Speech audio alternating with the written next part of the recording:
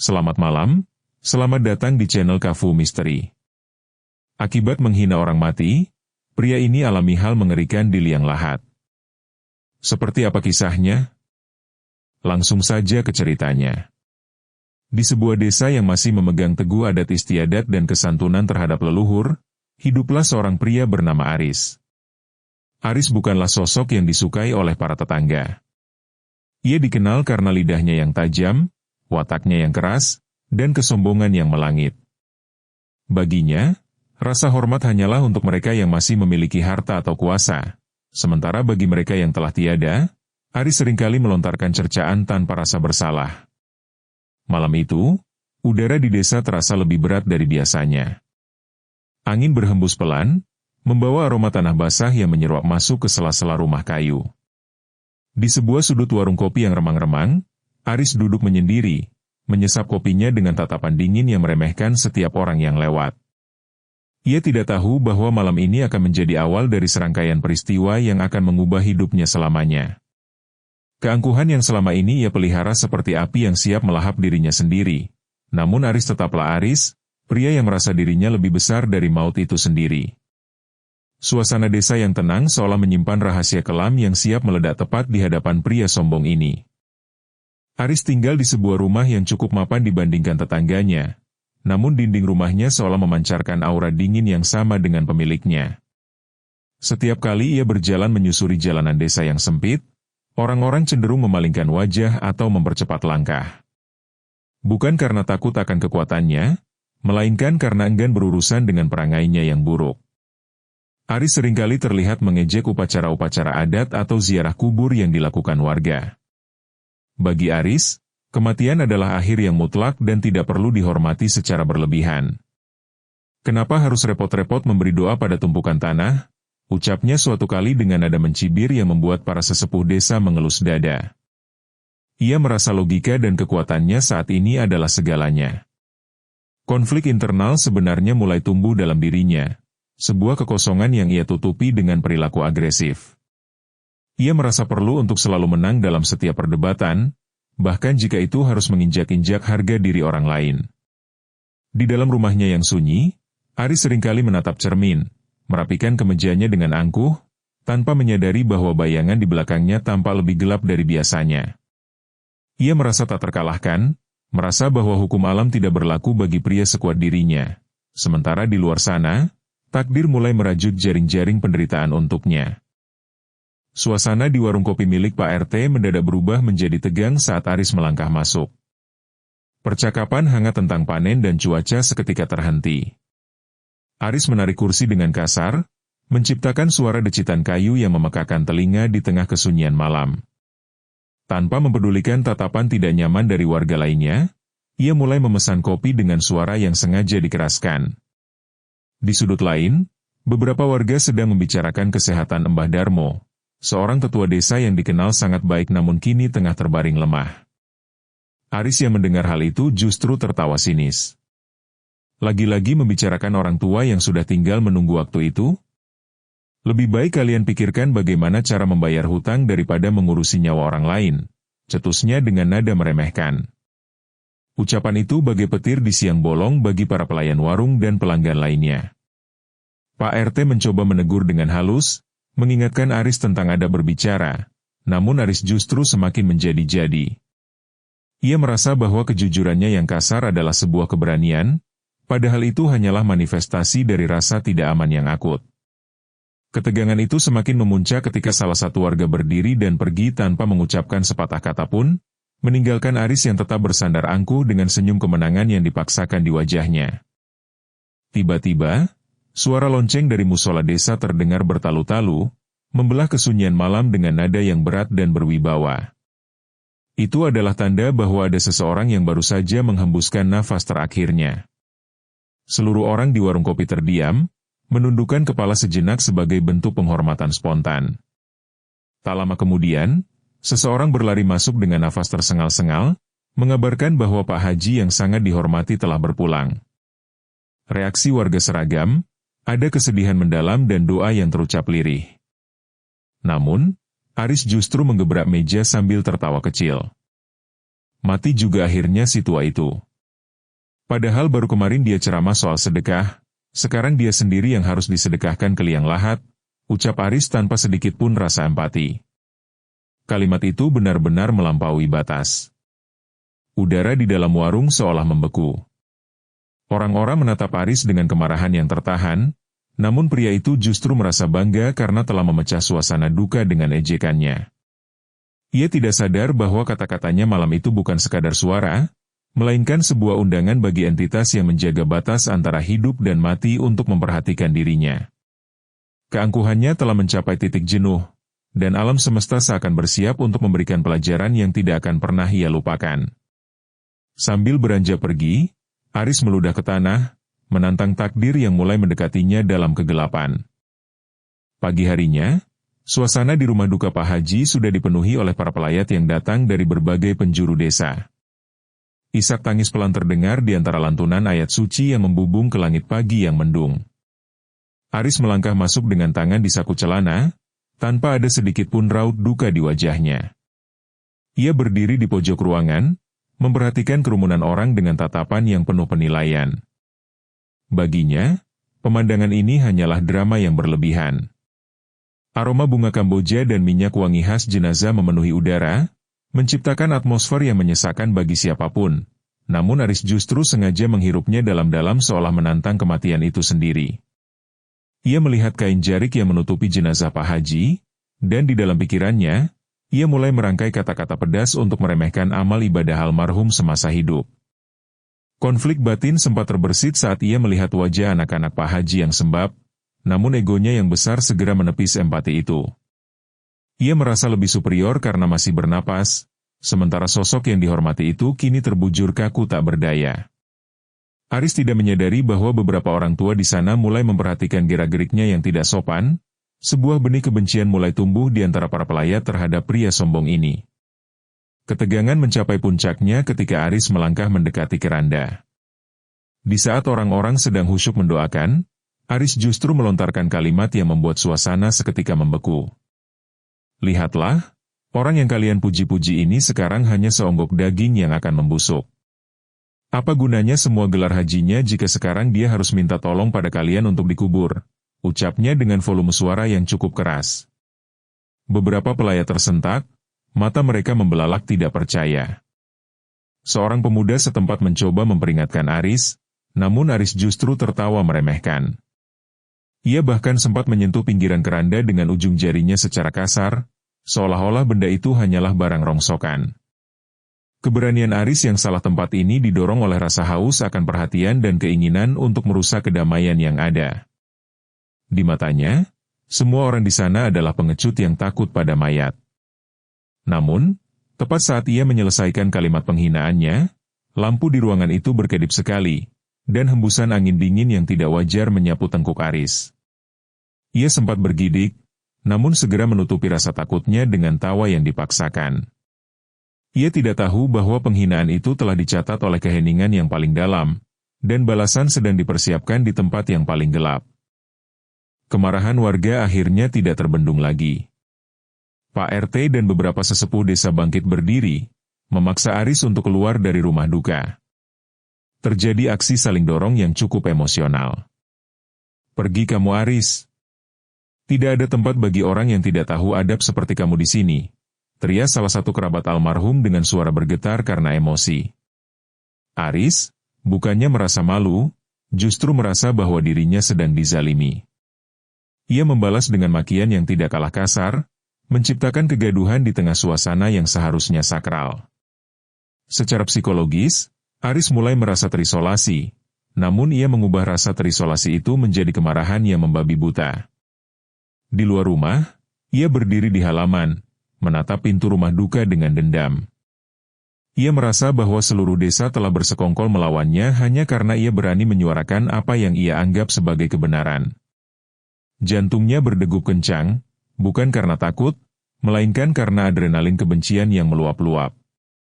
Langit di atas desa semakin menggelap, awan hitam berarak rendah seolah ingin menekan bumi. Aris bersumpah dalam hati bahwa ia akan menunjukkan pada mereka semua bahwa ia tidak gentar sedikit pun, bahkan jika ia harus mengikuti prosesi pemakaman itu sampai ke liang lahat hanya untuk membuktikan ejekannya. prosesi pemberangkatan jenazah dimulai. Keranda digotong oleh para pria diiringi tahlil yang menggema di sepanjang jalan desa. Aris, dengan keras kepala, memutuskan untuk mengikuti dari kejauhan. Ia berjalan di barisan paling belakang, sesekali menendang kerikil di jalanan dengan raut wajah masam. Perjalanan menuju TPU, tempat pemakaman umum, yang terletak di pinggir hutan itu terasa lebih lama dari biasanya. Suara burung gagak sesekali terdengar dari pepohonan tinggi yang berjajar di sisi jalan, menambah kesan suram. Aris merasa ada sesuatu yang aneh. Meskipun ia berjalan di bawah terik matahari yang tertutup awan, ia merasa sangat kedinginan. Langkah kakinya terasa berat, seolah-olah ada beban yang tidak terlihat menggelayuti bahunya. Ia berusaha mengabaikan perasaan itu dan terus mengamati keranda yang bergoyang di depan sana dengan pandangan sinis. Dalam benaknya, ia membayangkan betapa sempit dan gelapnya lubang yang telah disiapkan untuk Pak Haji. Kasihan sekali si tua itu, akan berakhir di lubang cacing. Batinnya jahat. Tanpa ia sadari, jalanan yang ia lalui seolah memanjang, dan pepohonan di sekitarnya tampak merunduk seolah-olah sedang mengamati pria yang sebentar lagi akan menemui takdirnya sendiri di dalam tanah yang dingin. Setibanya di tempat pemakaman umum yang terletak di kaki bukit, pemandangan liang lahat yang sudah digali menyambut rombongan jenazah. Aris berdiri di tepian gundukan tanah merah, memperhatikan lubang persegi itu dengan tatapan kosong. Namun, ada yang aneh dengan liang lahat tersebut. Meskipun matahari tertutup awan, bagian dalam lubang itu tampak sangat gelap gulita, seolah-olah cahaya tidak mampu menembus kedalamannya. Para penggali kubur tampak kelelahan yang tidak wajar, keringat mereka bercucuran deras meski udara pegunungan terasa dingin. Aris mendengar bisik-bisik di antara mereka bahwa tanah di sini terasa sangat keras dan mengeluarkan aroma anyir yang tajam, berbeda dengan aroma tanah kuburan biasanya. Bukannya merasa ngeri, Aris justru melangkah lebih dekat ke bibir lubang, mencoba melihat apa yang ada di dalamnya. Ia merasa ada dorongan aneh untuk meremehkan hasil kerja para penggali itu. Hanya lubang sedalam ini? Kalian bekerja seperti siput, gumamnya pelan namun tajam. Secara psikologis, Aris sedang mencoba menutupi rasa cemasnya yang mulai merayap dengan cara merendahkan orang lain. Ia tidak menyadari bahwa tanah merah di bawah kakinya mulai terasa sedikit labil, seolah-olah bumi sendiri sedang menarik nafas, bersiap untuk menelan mangsa yang paling angkuh di atas permukaannya. Suasana menjadi hening seketika saat keranda diletakkan di samping liang lahat. Tali pengikat mulai dipasang untuk menurunkan jenazah Pak Haji. Aris berdiri tepat di depan salah satu sisi lubang, matanya terpaku pada kain kafan putih yang mulai diturunkan perlahan. Lantunan adzan yang dikumandangkan di dalam liang lahat menggema dengan cara yang tidak biasa, terdengar berat dan seakan datang dari tempat yang sangat jauh. Aris merasa tenggorokannya mendadak kering. Ia melihat betapa sempitnya ruang di bawah sana, dan untuk pertama kalinya, sebuah kilatan ketakutan muncul di matanya. Namun, rasa sombongnya segera mengambil alih. Ia ingin membuktikan bahwa ia tidak tersentuh oleh aura kematian ini. Saat jenazah menyentuh dasar liang, Aris justru condong ke depan, memperhatikan posisi jenazah dengan ekspresi mencibir.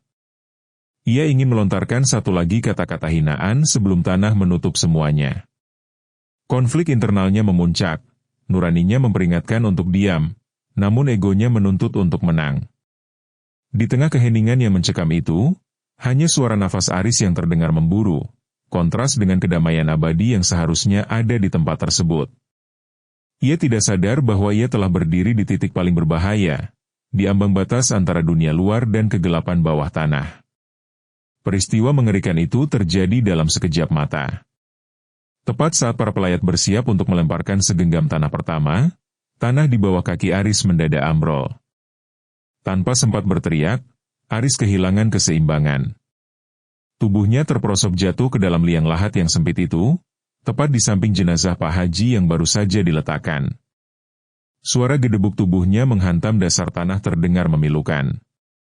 Para pelayat berteriak histeris, suasana yang semula khusyuk berubah menjadi kepanikan massal. Aris merasa dunianya berputar, punggungnya menghantam tanah yang keras dan dingin, sementara wajahnya hanya berjarak beberapa sentimeter dari kain kafan putih yang membungkus jenazah. Rasa klaustrofobia yang hebat seketika menyerang mentalnya. Ruangan yang hanya selebar bahu itu terasa menjepit dadanya, membuatnya sulit untuk bernapas. Ia mencoba bangkit, namun anehnya, dinding tanah di sekelilingnya terasa licin dan terus merosot, seolah sengaja mengurungnya di bawah sana.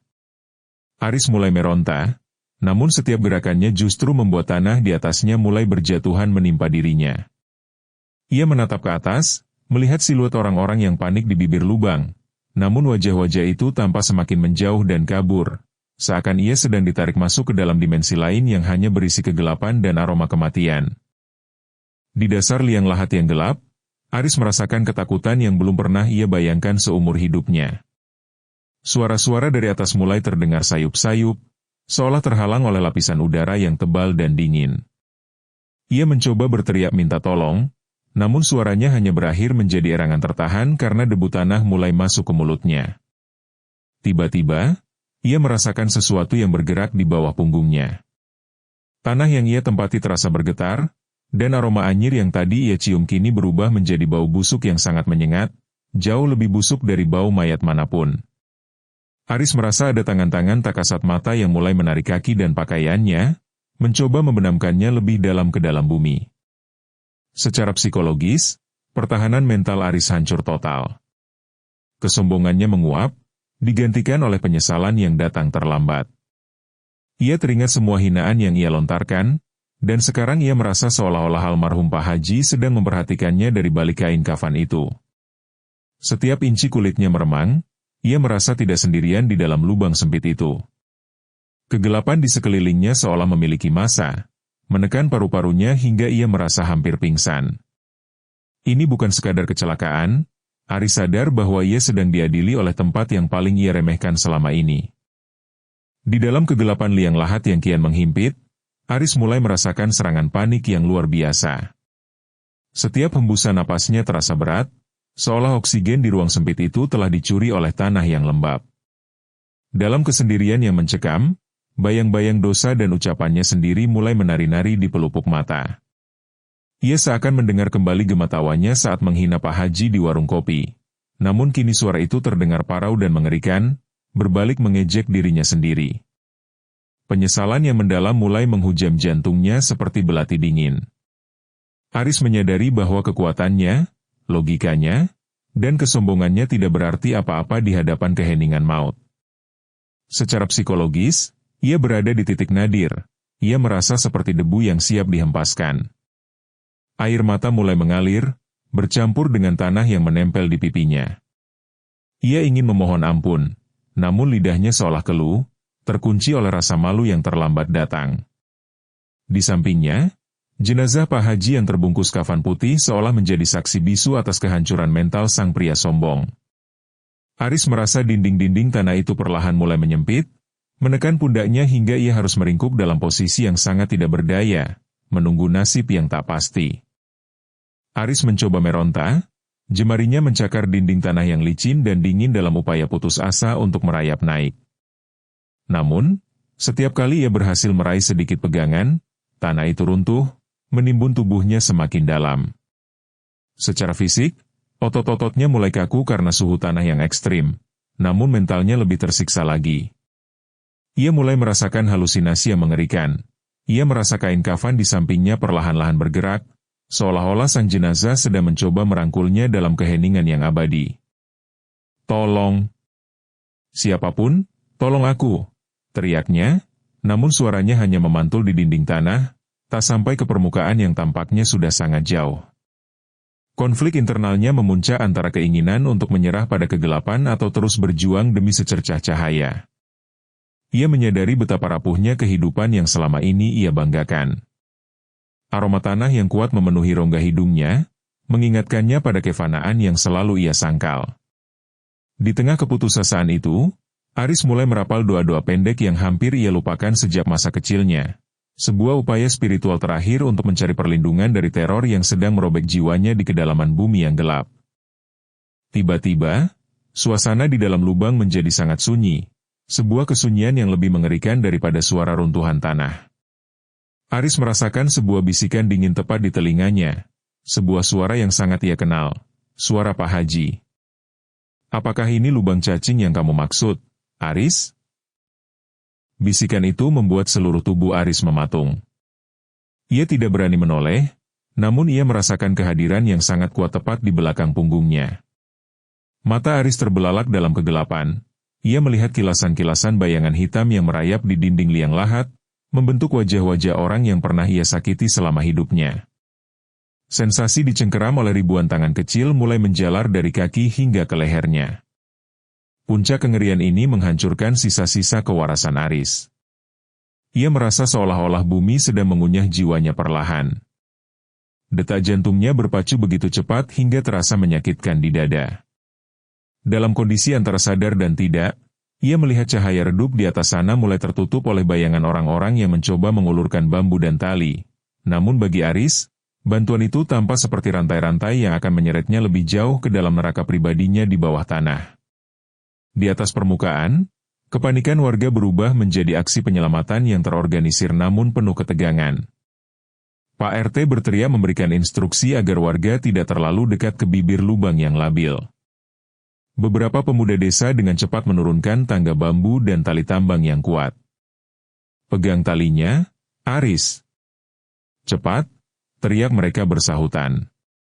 Aris, yang sudah hampir kehilangan kesadaran, merasakan ujung tali menyentuh wajahnya. Dengan sisa-sisa tenaga yang ada, ia mencengkeram tali itu seolah-olah itulah satu-satunya harapan hidup yang tersisa di dunia. Proses penarikannya tidaklah mudah. Tanah di sekelilingnya terus merosot, seakan enggan melepaskan mangsanya begitu saja. Aris merasa kakinya sangat berat, seolah ada beban tak terlihat yang menahannya di dasar liang. Warga bergotong royong menarik tali tersebut dengan sekuat tenaga, diiringi lantunan doa yang terus menggema di pemakaman itu. Ketika kepala Aris mulai muncul di permukaan, wajahnya tampak pucat pasi, matanya kosong, dan sekujur tubuhnya dipenuhi tanah merah yang basah. Saat tubuhnya berhasil ditarik keluar sepenuhnya dan diletakkan di atas rumput, Aris hanya bisa terengah-engah dengan tatapan yang masih terpaku pada lubang gelap yang baru saja hampir menjadi rumah abadinya. Aris terbaring di atas rumput makam yang basah, dikelilingi oleh wajah-wajah warga yang campur aduk antara cemas, marah, dan kasihan. Dadanya naik turun dengan cepat, mencoba meraup oksigen sebanyak mungkin setelah hampir terhimpit di dalam tanah. Tubuhnya yang biasanya tegap kini tampak meringkuk, gemetar hebat seperti sehelai daun di tengah badai. Ia tidak lagi membalas tatapan orang dengan keangkuhan. Sebaliknya, matanya terus melirik ke arah liang lahat dengan ketakutan yang mendalam. Secara psikologis, ego Aris telah hancur berkeping-keping di dasar lubang itu. Keangkuhan yang selama ini menjadi perisainya telah luluh lantah, digantikan oleh kesadaran yang menyakitkan tentang betapa kecilnya ia di hadapan maut. Beberapa warga mencoba memberinya air minum, namun tangannya terlalu bergetar bahkan hanya untuk memegang gelas plastik. Suasana di pemakaman itu mendadak hening, hanya suara isak tangis tertahan dari Aris yang terdengar. Ia menyadari bahwa ia baru saja diberi kesempatan kedua oleh sesuatu yang jauh lebih besar dari logikanya. Perubahan itu nyata. Sorot matanya yang tajam kini meredup, menyiratkan trauma yang akan membekas seumur hidupnya di dalam ingatan. Berita tentang terjatuhnya Aris ke dalam liang lahat Pak Haji segera menyebar ke seluruh pelosok desa bagaikan api yang tertiup angin kencang. Di warung-warung kopi, orang-orang mulai berbisik-bisik tentang teguran instan yang dialami si sombong Aris. Ada yang menganggapnya sebagai kutukan, sementara yang lain melihatnya sebagai peringatan keras dari alam semesta. Aris yang kini lebih banyak mengurung diri di rumah, seringkali mendengar bisikan-bisikan itu dari balik jendela. Setiap kali ia melihat tanah atau mencium aroma tanah basah setelah hujan, tubuhnya seketika berkeringat dingin dan jantungnya berdegup kencang. Secara sosial, ia menjadi sosok yang dijauhi, namun bukan lagi karena kebencian, melainkan karena orang-orang merasa ngeri melihat perubahan drastis pada dirinya. Konflik eksternal dengan warga perlahan mereda, digantikan oleh rasa segan yang aneh. Aris tidak lagi pernah terdengar melontarkan hinaan. Ia menjadi pria pendiam yang selalu menunduk saat berpapasan dengan orang lain. Bayang-bayang kegelapan di dalam liang lahat itu seolah terus mengikutinya, membuatnya selalu merasa diawasi oleh sesuatu yang tidak terlihat. Rumahnya yang dulu terasa sebagai benteng kesombongan, kini terasa seperti penjara yang dipenuhi memori tentang kengerian di bawah tanah. Malam-malam panjang kini dilewati Aris dengan penuh perenungan di sudut kamarnya yang remang-remang. Ia sering terbangun di tengah malam, merasa seolah-olah tempat tidurnya ambles ke dalam tanah. Dalam kesunyian itu, ia mulai memproses setiap kata hinaan yang pernah ia ucapkan. Ia membayangkan wajah Pak Haji dan orang-orang mati lainnya yang pernah ia remehkan, dan untuk pertama kalinya, ia tulus memohon maaf dalam doanya. Penyesalan itu tidak lagi terasa seperti beban, melainkan seperti proses pembersihan jiwa yang menyakitkan. Ia menyadari bahwa menghargai yang mati adalah cara menghargai kehidupan itu sendiri. Detail psikologis karakternya kini beralih dari narsisme menuju kerendah hatian yang ekstrim. Aris mulai memahami bahwa setiap manusia, sehebat apapun di dunia, akan berakhir di lubang yang sama, di tanah yang sama, dan hanya amal baik serta doa yang akan menemani. Transisi emosinya dari rasa takut menjadi rasa syukur mulai terbentuk. Ia berjanji pada dirinya sendiri bahwa sisa hidupnya akan digunakan untuk memperbaiki hubungan dengan sesama dan menjaga lidahnya agar tidak lagi menyakiti siapapun, baik yang masih hidup maupun yang sudah tiada dalam keabadian. Kisah Aris menjadi pengingat yang sangat berharga bagi kita semua yang masih menghirup udara di atas bumi ini. Bahwa kesombongan adalah pakaian yang paling tidak pantas dikenakan oleh manusia, terutama di hadapan takdir kematian yang pasti akan datang. Menghina mereka yang telah tiada bukan hanya menunjukkan rendahnya adab, tetapi juga ketidaktahuan kita akan rahasia alam yang agung. Kematian adalah gerbang suci yang harus dihormati, bukan bahan ejekan atau ajang untuk menunjukkan kekuatan ego. Melalui penderitaan Aris di liang lahat, kita belajar bahwa setiap ucapan memiliki resonansi, dan setiap perbuatan akan menemukan balasannya, terkadang lebih cepat dari yang kita duga. Mari kita jaga lisan dan hati kita, hargai mereka yang telah mendahului kita, karena suatu saat nanti kita pun akan berada di posisi yang sama, menanti doa dan penghormatan dari mereka yang masih hidup. Semoga kisah ini menjadi cermin bagi kita untuk selalu rendah hati dan penuh empati. Saya Kafu dari Kafu Misteri pamit undur diri. Terima kasih telah menyimak hingga akhir, dan sampai jumpa di kisah misteri selanjutnya. Selamat malam.